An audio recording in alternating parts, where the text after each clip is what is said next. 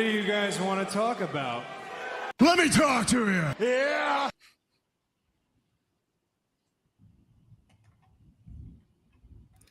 Throwdown Nation, we are live. It is a Tuesday night. We are rolling on Instagram, on YouTube, on Twitter/X, on Facebook, and on Twitch. And despite some thunderstorms here in Atlanta, we are live with episode 129 of the Throwdown. And today we are throwing down with Brooklyn, New York-based pro wrestler, the Wildcard Ace Diamond. And aside from being a wrestler, he is also a magician, a mentalist, a card shark, and a gambler at heart. How you doing tonight, Ace? I'm doing great. Thank you so much for having me on the podcast, Matt. Absolutely. I've been really looking forward to this one. Yeah, and me too. for those of you that are watching this live, if you have questions or comments, just throw them in the chat and we'll either handle them as we go or do a little Q&A at the end. So we'll go ahead and get started with the first and the most obvious question, the elephant in the room, if you will.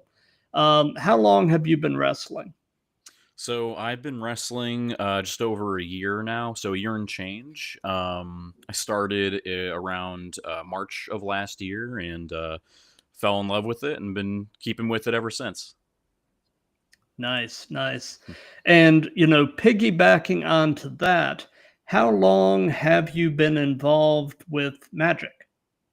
Magic a lot longer, actually. I've been practicing Magic for about 17 years. Maybe, I guess, my initial infatuation with Magic came when I was around 7, so I guess like 20 years, but I really started practicing and wanting to learn Magic when I was around 10. So, Nice. Been doing it a long time. Gotcha. So I know that at least currently you're training at the Technique to Training T2T school in Brooklyn. Has that been pretty much your training destination, or have you trained elsewhere? So yeah, that's T2T is where I train week to week.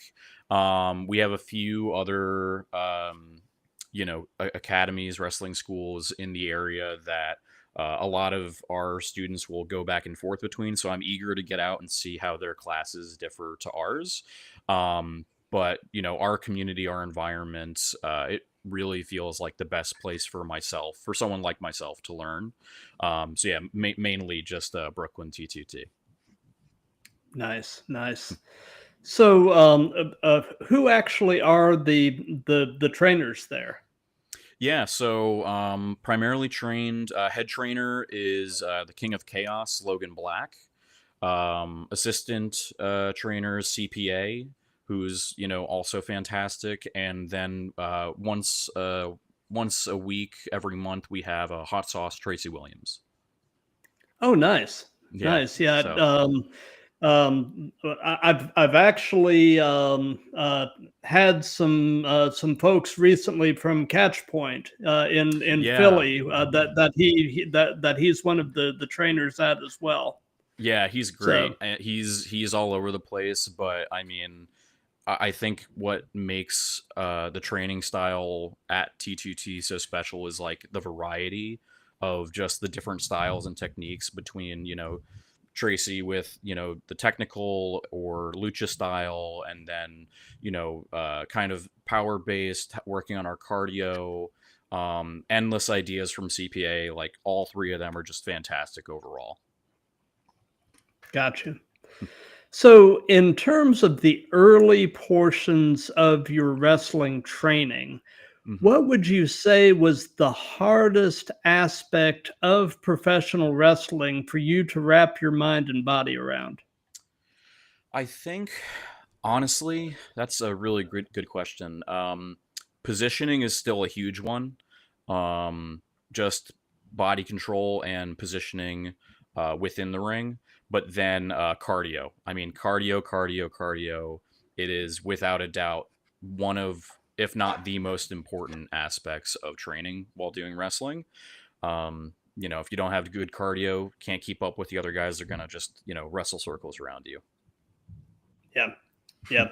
You know, a number of years ago, for several years, I trained in Brazilian Jiu-Jitsu, Oh wow. and when you know, I had wrestled a bit in high school, so you know, I was comfortable on the mat, and so it just seemed like a logical martial art to study for me. Yeah. But you know, I usually ended up being usually both the oldest and the smallest person in the class. Uh, so you know, and you know, I was in decent shape going into it, but I maintain to this day that you know rolling 5 minute rounds of jujitsu with just random people is the best full body workout on the planet. I bet. Uh, I mean, cardio wise, I mean, you know, Mm-hmm. go going full out grappling with Mm-hmm. somebody for you know, and 5 minutes doesn't seem like that long of a span of time, but when Yeah. when It's a long time. Yeah. when you're fighting for your life, it's Yeah.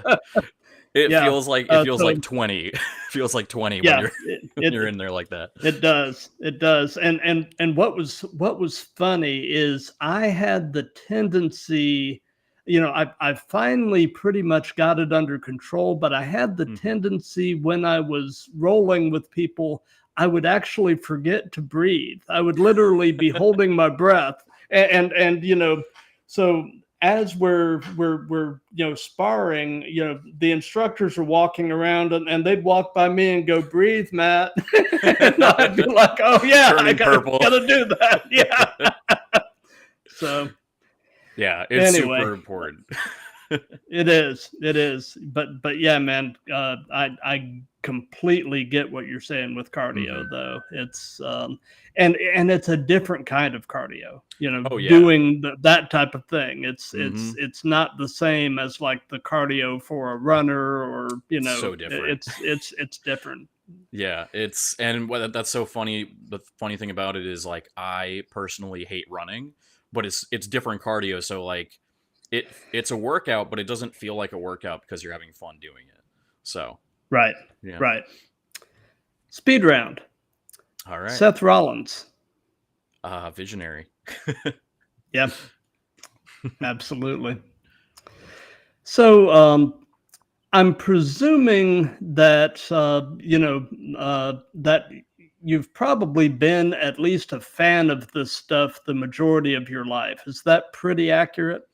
Yeah, I think my first time going to a live event, I was 11 years old, but I started watching it on TV before then because I had gotten one of the video games, and it Ah, wasn't until I got the video game that I started like looking up what channel was it on at that time, you know, USA and I think SmackDown jumped back and forth from a billion different platforms and channels, but yeah, at the time, it was I think maybe like 2008 when it was like hitting its peak.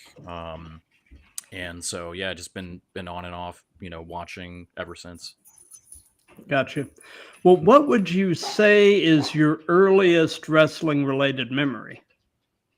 Um, I feel like it still sticks out in my head going to a live event at the Westchester County Center. Hmm. We went for it was a friend's birthday party. You know, me and some friends we'd gone, and I still remember just like the energy, the feeling. There was nothing else like it.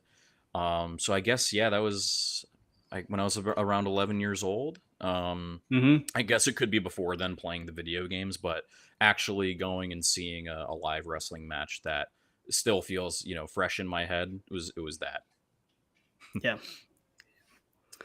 So you know we'll get into more of this as things move on, but uh, have you incorporated the magician side of yourself into your ring work at all? 100%. I'm constantly trying to come up with new fun, you know, gimmicks or gags or pranks or, you know, anything that has been used in stage magic and kind of either turn it on its head or incorporate it into a funny or entertaining spot. So, I'll, pull a giant coin out of someone's ear and, bash them over the head with it, or, I'll Nice. turn a handkerchief into a magic wand, or, an appearing cane. Um, you know, just, little things that establish the character and also make for an impressive thing that the audience can be like, whoa, during either a shine or a finish, just something that is an extra factor to not only the story of the match but also the character. Um, I don't like to do too many small things or gimmicks that will detract from the actual wrestling. I don't want to feel like the carrot top of wrestling. Not that carrot top isn't great, but I don't want it to be relying on those gimmicks and gaffes. I want people to say, "Oh wow, he's a magician as well as a good wrestler." So try and keep Gotcha. it nice and balanced. Absolutely. Speed round. Harry Houdini. Amazing.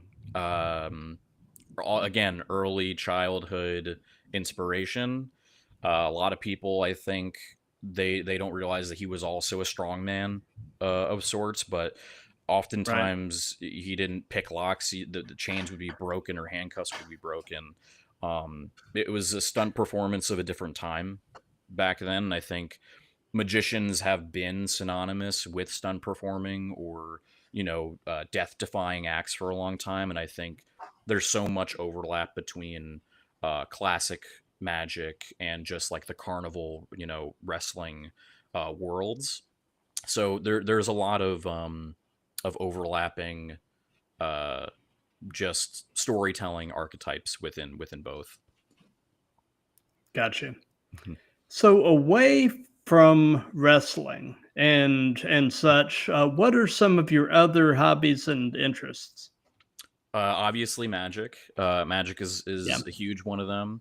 But also film. I'm a huge film buff. If I can go and see as many movies as I can in the theaters, I still love to.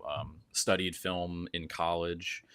Aside from film and magic and wrestling, I'm a huge comic book fan, huge geek, huge nerd. Just still, we'll go and try and pick up new issues of comics if I hear good reviews about them. Yeah, I mean, aside from that, I feel like there's a number of other things that I enjoy, but I don't know if I consider them hobbies. But those are like the big ones for me. Gotcha. Gotcha. It's interesting, with your interest in film and the fact you were mentioning that your shoot job is your video editor and such. Yeah. I should actually put you in touch. There's a couple of guys down here in Atlanta. Uh-huh. They're actually a couple of deathmatch wrestlers, but Oh, cool. they are into film and video editing, and actually one of them, Hmm. Nathan Mowry, is actually a video editor for DDP Yoga. He works for Diamond Oh, Dallas Page. wow.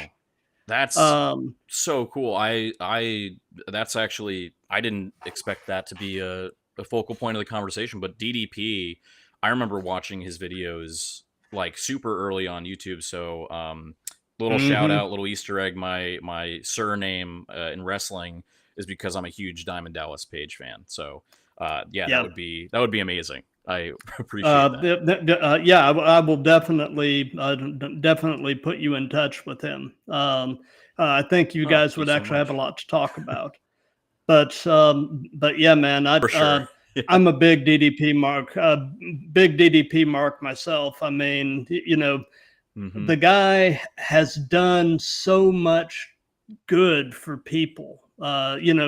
Since Yeah. his largely being retired from the ring, man, Yeah. he's done the Lord's work. I mean, Yeah, he so deserves like a medal of honor for freedom. Like yeah, yeah, he some kind of is. humanitarian Yeah, award. no, really, truly, it's so Yeah, inspiring still seeing how it really is working to rehabilitate like the fact that, you know, Lex Luger was able to stand up and walk because of him, just the weight loss journeys, the improved mobility at, you know, 50 plus years old, like it's remarkable. And you know, the work that he did with Jake the Snake Roberts, for instance. I mean, you know, more or less saved Jake's life. I mean, so. But, you know, we're mostly a wrestling related show, obviously, but we do dabble a little bit in pop culture. So and I'm always looking for recommendations. So are you by any chance watching or listening to anything cool right now? Watching a few things. Just started Andor. I'm so behind. Andor is great. I guess also wrestling, pop culture related, Heels. Really underrated show. It's wonderful. So well done, and I hope it gets a third season now that, you know, Stephen Amell might be a bit more free. Yeah, I'm hopeful as well because I mean that show, the writing sparkles and it is executed just so beautifully. Yeah, and I don't want to spoil anything, but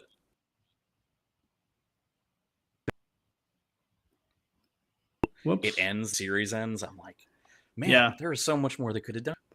Yeah, absolutely. So, outside of wrestling, what person inspires you the most and why? I think outside of wrestling, just in general, like to be a wrestler, or just inspiration. Just general inspiration. Oh man, this is tough. General inspiration. I feel like there's a few people. I mean, definitely both my parents. Super, you know, just inspirational, I think, and also supportive. They, you know, for any kind of artistic or creative thing that I've ever undertaken, they've been 100% behind me, and that inspires me to be the fullest extent of who I am and all my creative shenanigans. So, mom and dad, they're both inspirations to me. Yeah, no, I'm trying to think of like a celebrity or someone that I've looked up to, but my parents are they come to mind. That's awesome, man. So, you know, and it's actually a perfect segue to the next question, and that is, what does your family think about all of this? What do they think about the fact that, you know, you are pursuing, you know, a career as a wrestler? How does the family feel about it? Well, so I think it's still a surprise to some. Like, they've known that I've been a fan for forever. I don't think that they ever expected me to step foot in the ring. My dad watched it with me for forever, so I think he's super excited. And he actually came to you know, a showcase, a show that I did last month, and him and my sister, they both came. I think they were blown away and did not expect the quality that we put on of the show.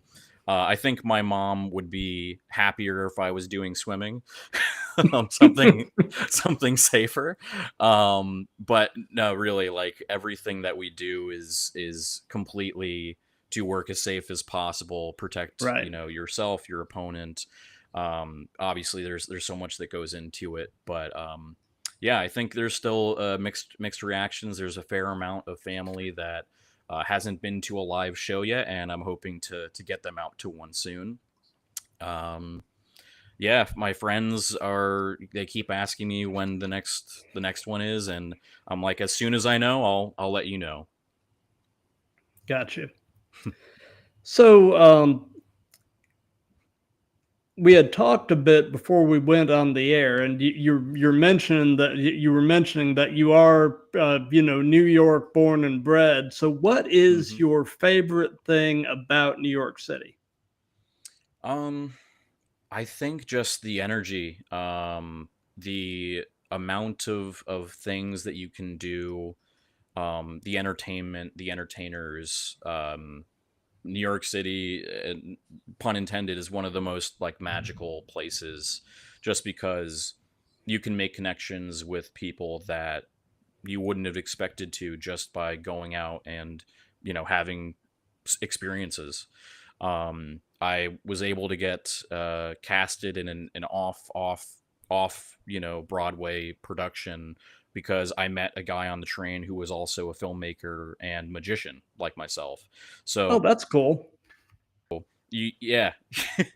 Yeah, I mean, you never know what New York has in store. So I think just the energy, and the amount of entertainment. Got you.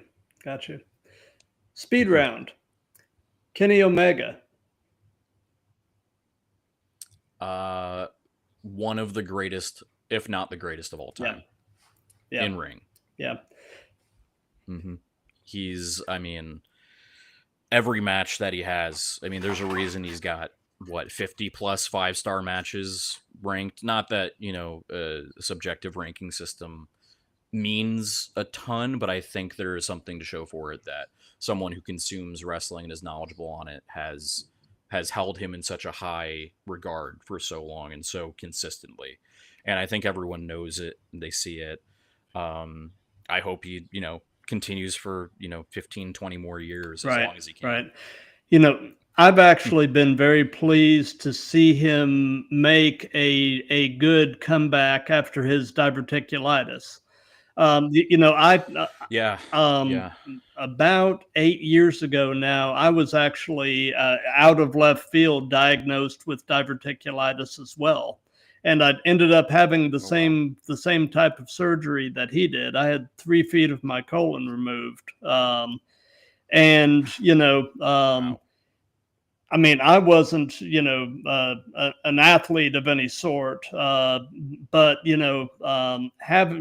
seeing him, go through the same thing and return to the ring as operating at the level that he's still operating at has really been cool, because that's not a fun or an easy road. I mean, thankfully, with a few minor dietary changes, I've been fine now for 8 years. But it was, I'm glad to hear it. Yeah. So I mean, it hasn't really had a huge impact on me.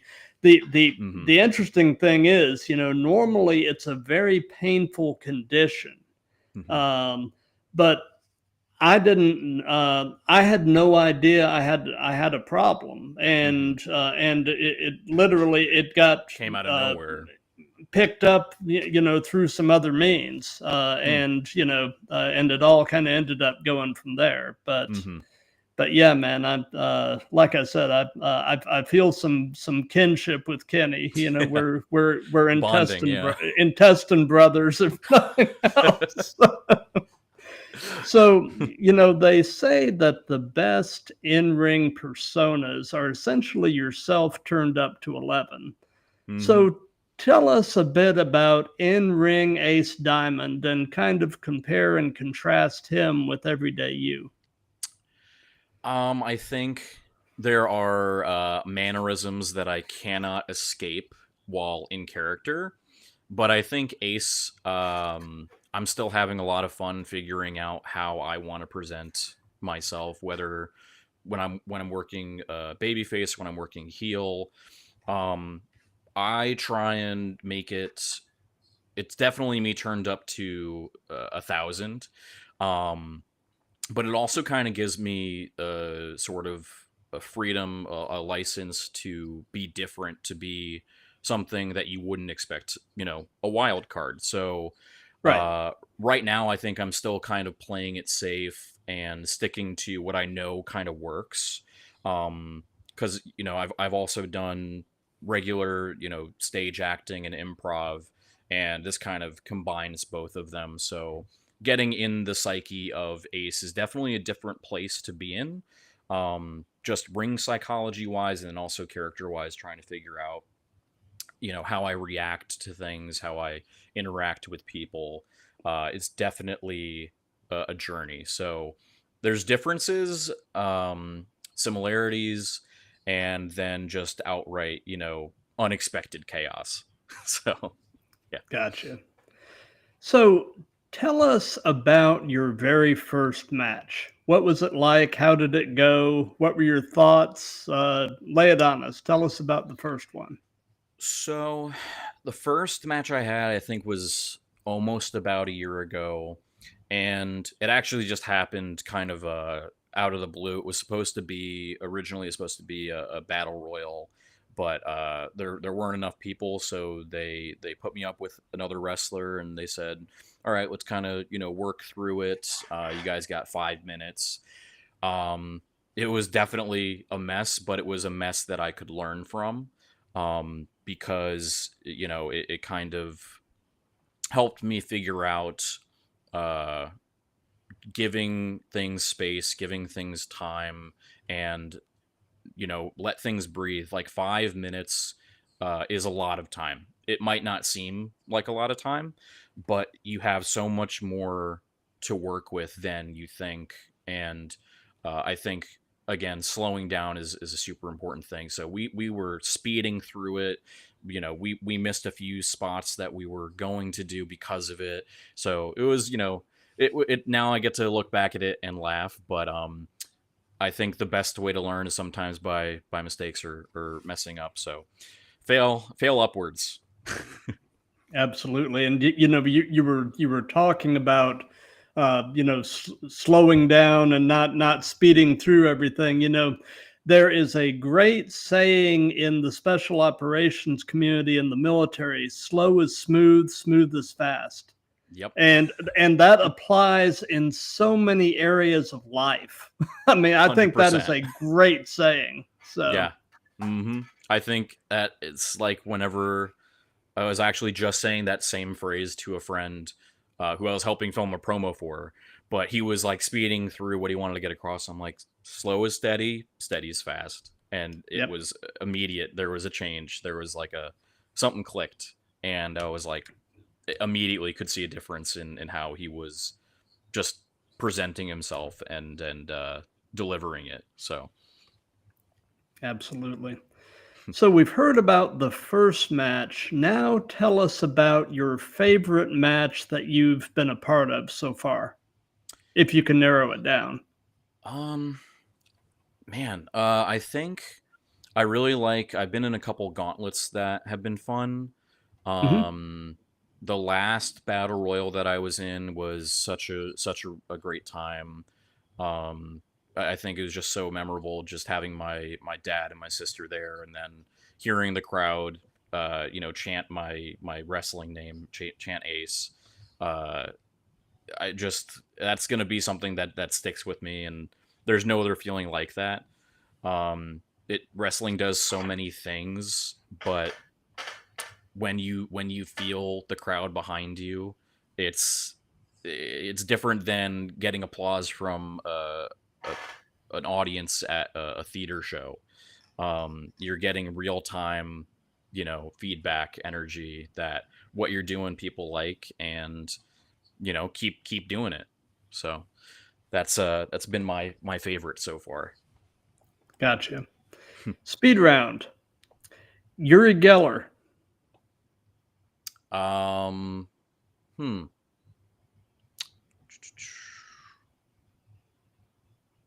I guess also inspirational. Yeah. Yeah, it's up there.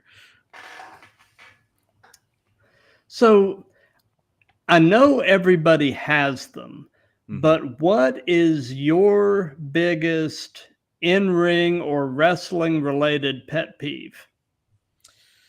Um, in ring wrestling pet peeve. I know there's a few that our coaches have.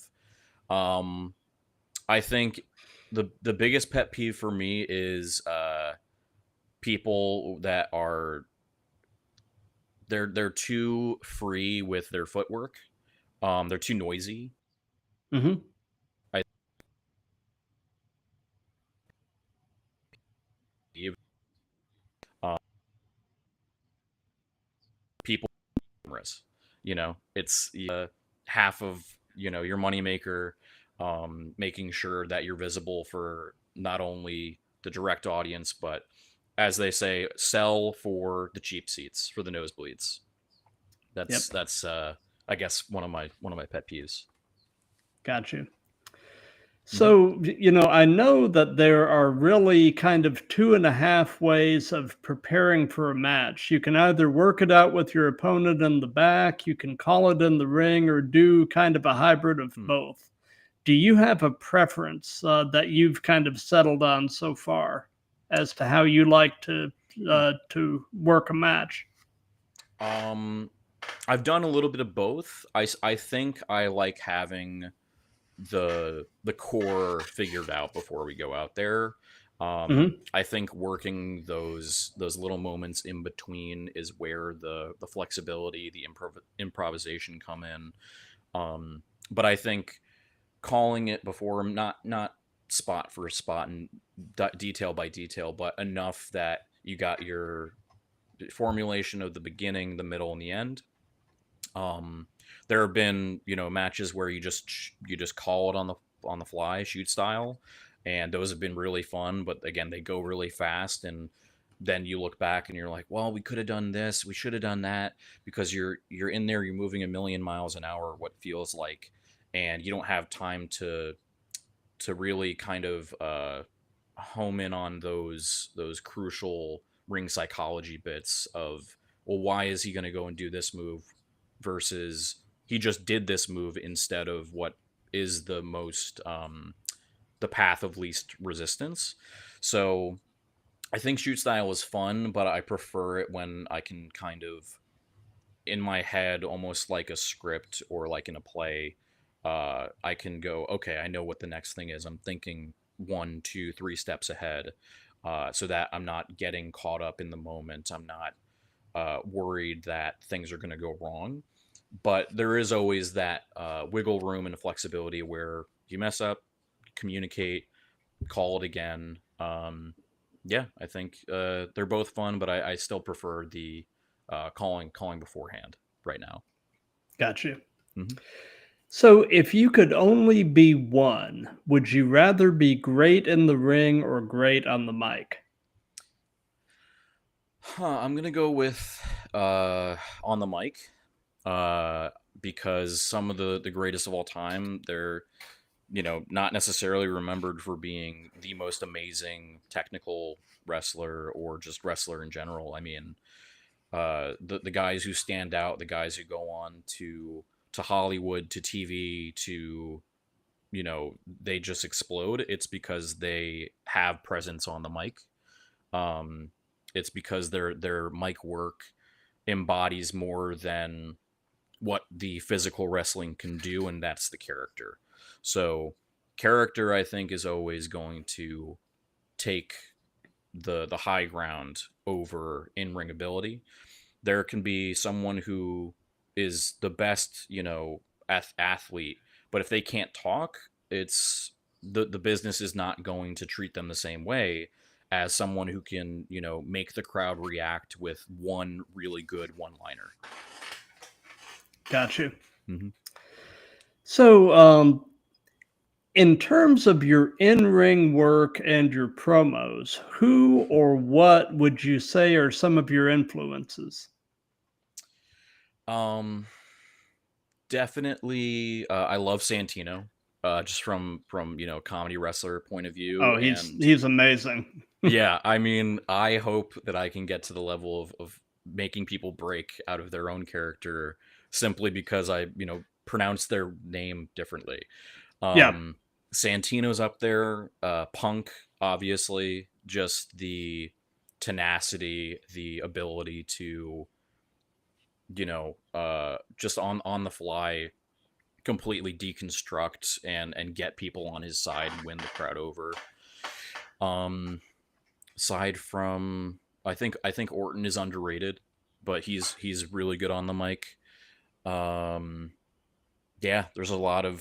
I could go on for hours if you let me, but I think those are the three that come to mind for how I kind of, that's the direction I want to go in.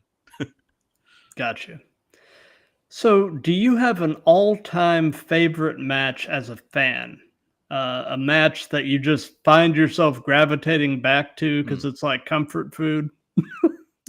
A few. I mean, there are a lot of matches that I can watch over and over again. I feel like Kenny Omega versus Will Ospreay at Forbidden Door. Punk and Cena. I mean, during the whole summer of Punk, all of those are comfort food. I mean, that whole rivalry. Stone Cold and The Rock. Undertaker and Mankind. I think those are the big ones. And then also Cena and Orton. Their rivalry has been I think I can't name another rivalry that, other than maybe, Macho Man and Hogan, that's been as like big of a back and forth feud. And it's like these people are just always going to be enemies. I have to mention Kevin Owens versus Sami Zayn or El Generico. Always going back to those early matches when they were Ring of Honor. When he was Kevin Steen. Yeah, Kevin Steen. Yeah, Kevin Steen and El Generico. Like, all those are just like, I can watch those any day of the week. Back in the Killsteen Kill days. Yeah, exactly. A match that I always recommend to young wrestlers that have not seen this. It's out on YouTube, and this match is well worth your time. It's from 1989. It is from a WCW Clash of the Champions show. It's an I Quit match between Ric Flair and Terry Funk. Oh, okay. And it is a master class in storytelling. All right. That's your homework. Go. I'll watch it tonight. check that match out, and you'll thank me later. It is beautifully done. So, piggybacking on that question, do you have an all-time favorite promo as a fan? I feel like it's a cliche. I mean, Austin 316's up there again. Yeah. The pipe bomb. Yeah.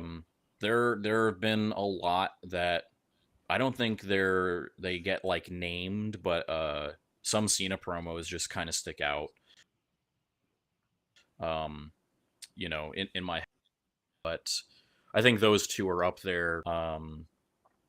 I think there's probably a couple shoot promos like MJF from a couple years ago that one was kind of a viral moment, and it still stands out because it just was coming from such a real place. I think the most recent memory, Karrion Kross, his promo that he just shot, like those always stick out because it's coming from that place of truth. And from speaking truth to power. So any kind of promos like that, immediately I'm like, they're up there. Yeah. Kross is so amazingly talented. I am so hoping he finally gets the push that he's been deserving for so long. I mean, there's a lot of talent. There's a lot of talent that I think should be getting pushed. But I'm not the one signing the checkbook, so right. I think oftentimes there's a lot of talent that they will get over on their own, and the business will look at that and they go, well, you got over without us. We're not going to push you just yet. Good things come to those who wait, and then it's 3, 4, 5 years until they're past that moment of momentum. In situations like that, you've got to strike while the iron's hot. I mean, but it's a lesson to all of us. I mean, Yeah. So, in your opinion, excluding yourself, Mhm. who is the best male and female wrestlers in the world right now? In the world, Yeah, that's so hard. it is. It's not an easy question. I think I think Will Ospreay is up there. I think just for in-ring ability, along with Swerve Strickland.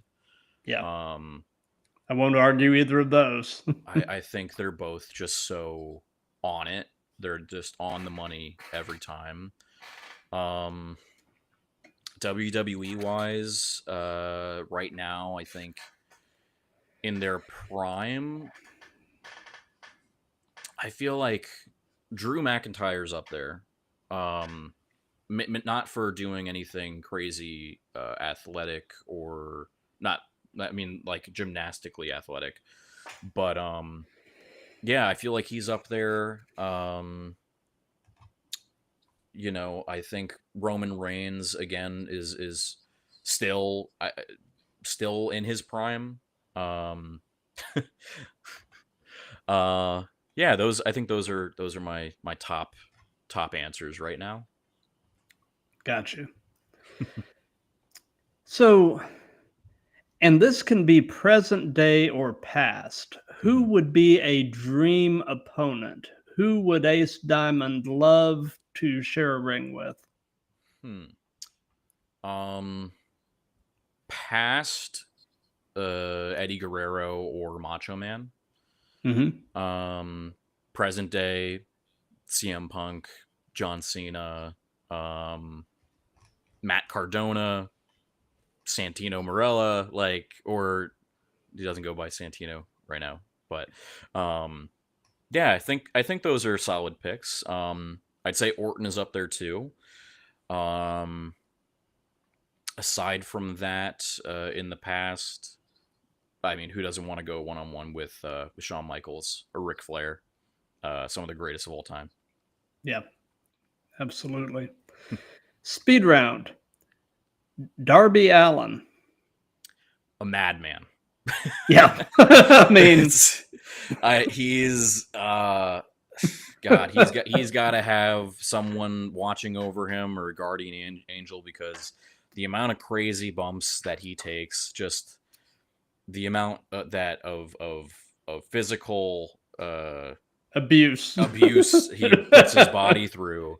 Um, I mean, he's a madman, but I guess in the best way. I mean, there's countless spots that I can replay in my head over and over right now, simply And I mean, because, he makes Jeff Hardy look like the king of safety. right? I mean, And he just finished climbing Mount Everest Everest. too. Yeah, I know. Like, I mean, it's incredible. It's crazy. Absolutely. So, I'm going to use a literary term here. Do you have a foil, meaning an arch Hmm. rival, someone that you have amazing in ring chemistry with, that if you're Hmm. working that person, it's always going to be a banger? Do you have such a person at this point in your Hmm. career? At this point in my career, there are definitely people that I know we have really good in ring chemistry with. Um, but I think at this point in my career, I'm still too early to have like uh, you know, a ring soulmate, a wrestling soulmate, so to speak. Right.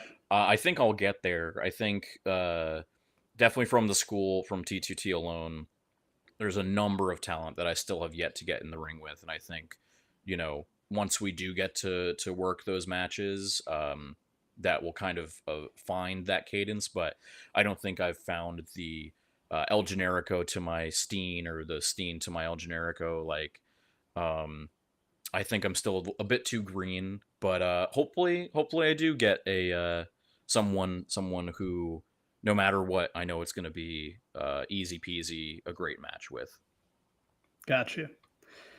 Well, there's an old saying, never meet your heroes because they're bound to let you down. Have you had the chance to meet any of your wrestling heroes? And if so, how was the experience? I think I met Karrion Kross really briefly outside an MSG show, Oh, and he that's was cool. super. I mean, because he's from from this area, so he took the time to like take photos with fans. I mean, he's huge, but Yeah. it was really cool. He was very very down to earth. He seems like a good dude. Yeah, just Yeah. like you can tell that he really cares and that he is for the fans. And the fans, that's why they're behind him. Aside from that, I think I didn't meet, but got a high five from like Brodus Clay and John Cena at a live event Oh, that's years cool. ago.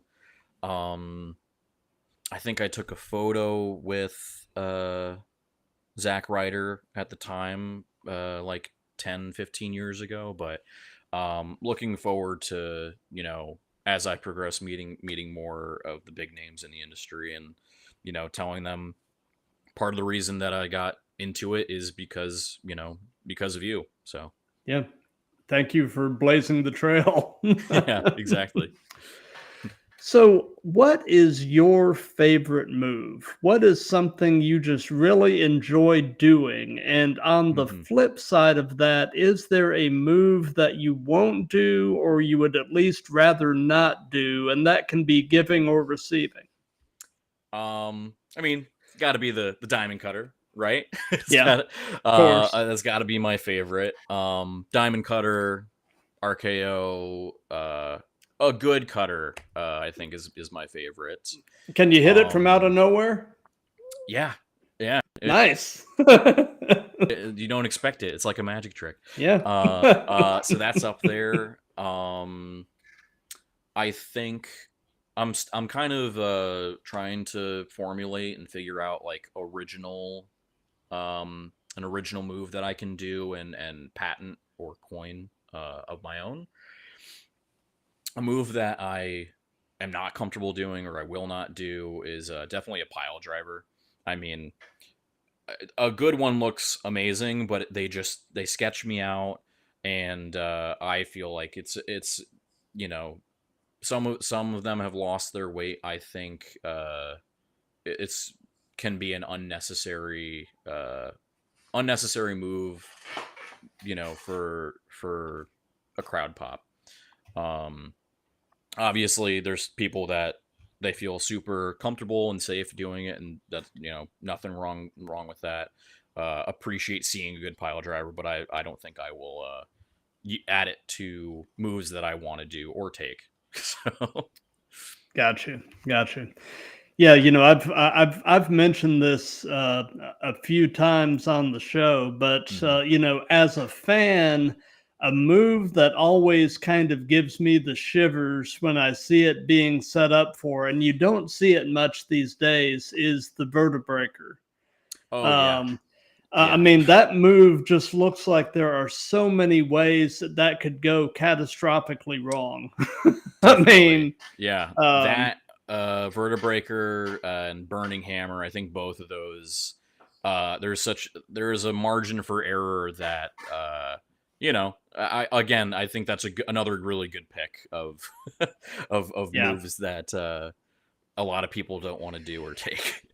Yeah, Yeah, for a while back in the Attitude Era, you were seeing it all the time. Now, yeah. the last time I think I saw a vertebreaker, I can't remember who he was working, but Cody Rhodes did one to somebody, I think it and was and Logan Paul, maybe. Cody's a safe enough worker that I hmm would trust Cody to do it safely. hmm But I Yeah, mean, but good Lord, every time I see yeah. one being set up for, I'm just like, just please don't die. Right. That's I think it was either Logan or AJ.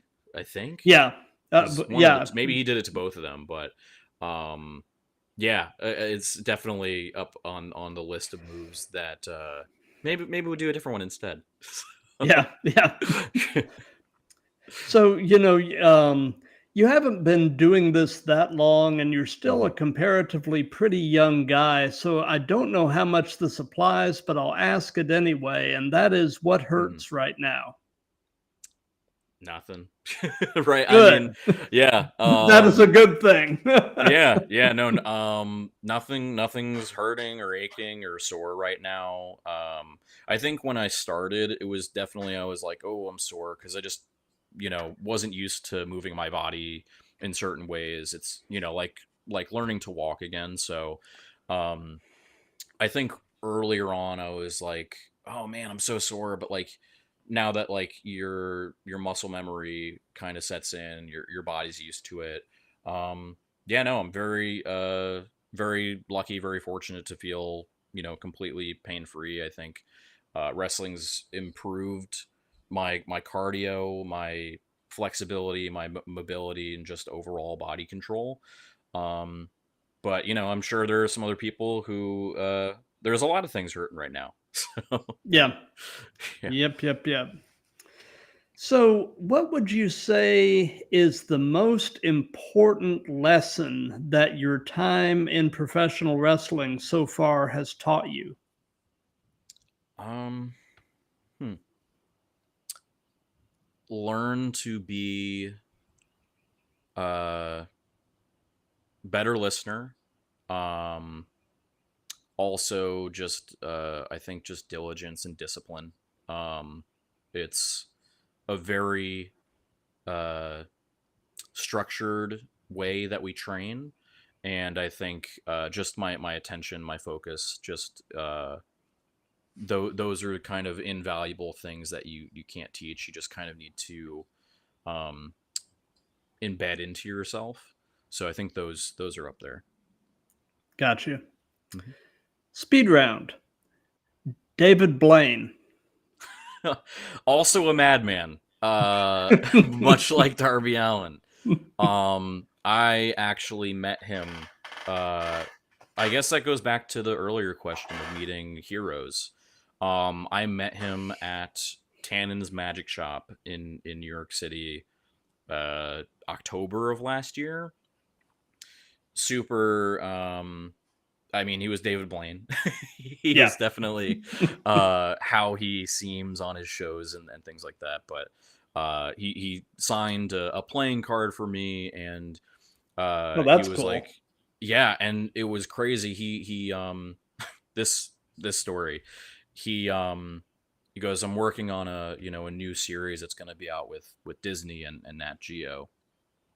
He goes, do you want to see a clip from it? And he goes, you know what the human blockhead is? Are you aware what the human blockhead is? Me, I'm Yeah. not. No. So the human blockhead is a carnival stunt or trick where someone will take a nail and they'll put it right here at their nose and they will hammer it all the way in towards the back of their cranial cavity. It's been Okay. done in carnivals. He did it with a serrated steak knife. Yeah, he did it with a serrated steak knife, and he shows me a X-ray photo of the knife physically back in his navel cavity. It is like maybe a millimeter or two from a nerve that could like paralyze him or something. And he goes, "Yeah, they freaked out when the cameraman bumped me because it could have paralyzed me." And Wow. yeah, I mean, and he's done so much other just insane stuff that even the craziest wrestlers wouldn't try. So again, also a madman, inspirational, but crazy, magical.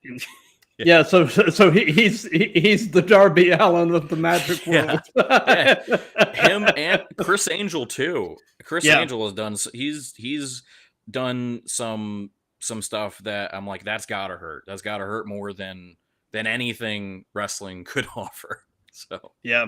yeah, And I was mentioning earlier, my former guest Nathan Mowry, the deathmatch guy. right, I've right. I've had a few deathmatch folks on here, and the interesting thing is they say that, in general, the consensus worst deathmatch accessory that they all hate to get bumped on is Legos.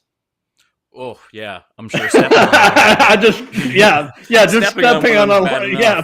Could you imagine getting power bombed onto a bunch of Legos? I could imagine it. I don't want to feel it. It's on my to-do list. No. So, what is your take on the role that social media is playing as a promotional tool in wrestling, specifically indie wrestling? I think it's super valuable. I think if you're not on social or using it as a promotional tool to market, to post highlights or promos to get your name out there, I think you're kind of behind everyone else, because the way that you found me for this podcast episode was through social media. And I think that's just another, a great thing about it is it's so much more accessible to make those connections with people, with fans, with promotions. I have friends who it's not from emailing, but it's like they'll DM a promoter on Instagram or a promotion, and they'll get booked like a month or two later. So there's definitely pros and cons. I think there is always going to be competition of, well, how many followers do you have versus someone else? So I think that aspect will always be there, but unless you're the next John Cena, don't do it word of mouth. I think have a page, have either an Instagram or a Facebook page, something that people can follow along, and also just for you to keep a portfolio of your work. Yeah, that's absolutely. So, knowing everything you know at this point in your life, if you could give any advice to your younger self, what would it be? Start wrestling sooner. Work out more. Run more. Do more cardio. But I think I've enjoyed that part of the journey as well, because I've been able to see the results from it. Aside from that, I would tell myself, everything's gonna work out. Definitely there were some roadblocks after graduating, because it was, I graduated and then, COVID happened and that kind of shut the world down. So it was very easy to feel sorry for myself, and I wish I could go back and be like, you're going to be fine. Enjoy this time that you have now before you're working a ton. Yeah. Yeah. Absolutely. Yeah. So do you have any pre-show traditions? Any things that you try to do consistently before you walk through the curtain?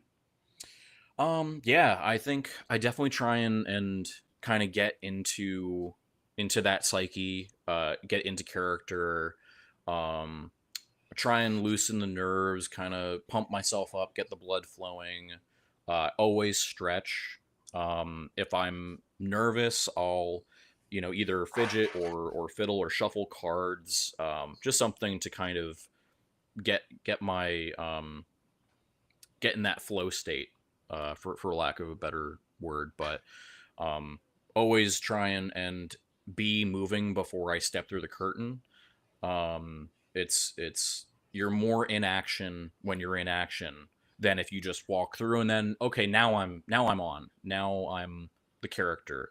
You got to be the character for, a little bit of time to really help it land with the audience. So I think just from that aspect, those are some pre-show or pre-match rituals. Gotcha. So, and this can really just kind of be a quick rundown. What all do you carry in your gear bag? Do you have anything unusual or unique that you bring with you to shows? Definitely. I've got, streamers, I've got magic wands, I've got a top hat and a rabbit puppet that I incorporate to my character. I've got playing cards, I've got just gaffs and gimmicks on top of my, my padding and my actual ring gear. Aside from that, yeah, no, nothing else I can think of. Gotcha. So let me see here. Speed round. Mm-hmm. Finn Balor. Underrated, and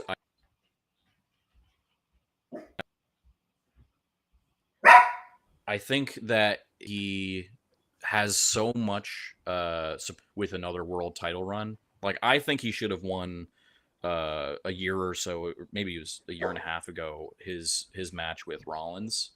That would have been, I think, a good time, perfect time to take it off of Rollins, because they built him up and they gave him that momentum, and it feels like he's kind of just, not that he's not one of the top guys, but he's kind of fell back down to that middle card tag team section.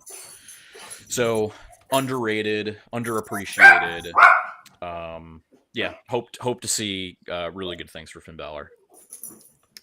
Agreed. And I feel like, his career really took a hit when he had that injury and had to relinquish the Universal title.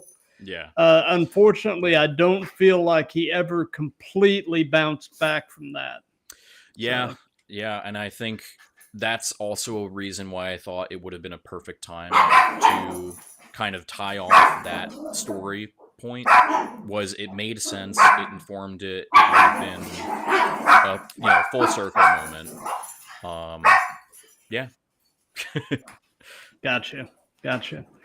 So, something that we've done in all of these that's just been kind of fun is we've let the current guest pose a question for the next guest. And my previous guest, like I mentioned to you before we went on the air, I had Max Danziger, who is an Orlando-based wrestler, and he's also the drummer for the band Set It Off. Mm-hmm. And the question that he posed is, if you could snap your fingers and be able to do any move, what move would it be? Ooh. A move that you can't do, but if you could just snap your fingers and be able to do it, what move would you love to be able to do? That's such a good question. I'm definitely not a high flyer, but I think it would be cool to be able to snap my fingers and do like a shooting star press or a 450 splash. Like, those always look amazing. They're super impressive. If I could snap my fingers and do it, that would be my finishing move. I would be doing it even when it's not the finish of the match. So, yeah. So, since this is part of a series, do you have a question you would like to pose to the next guest? Do they want to have a match with me? That's not the question. Do they want to have a match? I think I would ask. I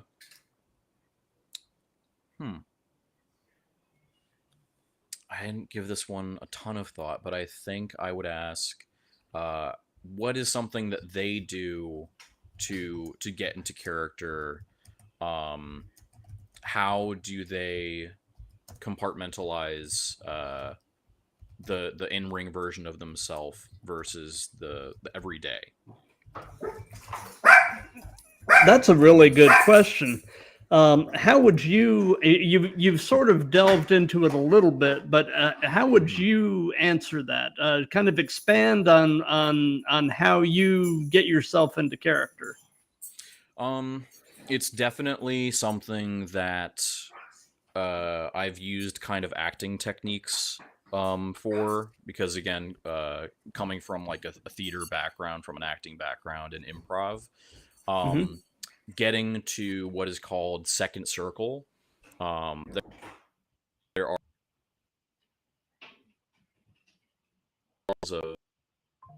of or modes of acting.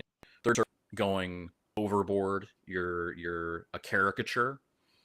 First circle is you're not lively enough. You're not invested enough in the character. Second is you're present. You're in that character's mindset, and that's kind of where you want to be in between. Not enough and too much. So, kind of getting to a place where you're comfortable incorporating parts of yourself into a character that you'll play, to make it easier to play that character. Gotcha. So we're pretty much toward the end of things now. So do you have any upcoming shows or anything at all that you'd like to give some hype to? I have a few that might be coming up. So I would say if you want information on those, you can follow me on Instagram, and I will be posting dates, times, places. If you want to see magic, if you want to see wrestling, if you want to see both, just follow me on Instagram. Absolutely. Well, before we move into wrapping things up mode, you kind of hinted before we went on the air that you might have a little bit of magic for us. Yeah, if you're happy to be my assistant with the trick. Absolutely. What can I do? All right, so let's use our imagination for a little bit. Okay. I want you to pretend I have a invisible pack of playing cards. Okay. So first things first, do you want to take the red cards out of the pack or the black cards out of the pack? I'll take the black cards. All right, get rid of those. And so now that leaves us with the red cards. So we've got the hearts and we have the diamonds. Are you feeling healthy or are you feeling wealthy? I'm feeling healthy. Healthy? Okay, great. Put the diamonds over there. So of the hearts, we have the number cards, right? Ace, 2, 3, 4, 5, 6 through 9. And then we have the face cards, right? Jack, Queen, and King. Which of these do you want to throw up in the air magically? I'll throw the face cards. Did you see that? I did. They froze in midair right there, Yeah. right? So we've got the Jack, the Queen, and the King. Of these three, which two call out to you? The Jack and the Queen. The Jack and the Queen, those call out to you? Yes. Right, great. I will give those to you, and that leaves me with the King, right? Correct. The King of Hearts, right? Yes. It's so interesting that your decisions, your choices led to this one card. Do you feel like that was a fair selection? Do you feel like I forced you to get to this card in any way? No. Right? It was completely fair. You could have said at the beginning, could have said, take the red out instead. What's interesting is I've had one card in full view this entire episode. Okay. And I'm gonna do this very slowly. I don't want you to think of doing anything funny. I'm just gonna push that into frame. There's one card on my microphone, and it is in fact the King of Hearts. Nice. So thank you very much. Very cool. Yeah. Very cool. Hope you guys like that one. Well played, sir. Thank you. And as far as what we've got coming up here on the Throwdown, tomorrow at 7 p.m., I've got episode 130 of the Throwdown with a Connecticut-based referee by the name of Nick Mitchell. So tomorrow, the 18th of June, 7 p.m., episode 130 with me and Nick Mitchell. And then on Thursday, 7 p.m., episode 131, ECW Original, C.W. Anderson. I'm very excited about this one. Got some good episodes coming up. Definitely. I am honored and excited to be able to pick his brain. I mean, that's really going to be a thrill. Thank you, Julia, and what is it? Is that Al Bundy 81? Thank you both for messaging in the chat. Well, Julia is my wife, actually. Oh, well, thank you. Yeah. Thank you, Julia. But and then beyond that, next, I believe it's Tuesday at 7 p.m. I've got episode 132 with Glitch in the Matrix Kilgore. Nice. So, but anyway, for those of you that have been watching this live, thank you. For those of you that'll be seeing this on replays and such, thank you for that. If you like what we've got going here, do the old like, comment, share, and subscribe. All of my socials are on the link tree in my Instagram. And before we completely wrap this up, do you have any final words for the audience, Ace? You are magic. Stay magical, and yeah, that's my closing words. Awesome. Well, until tomorrow night,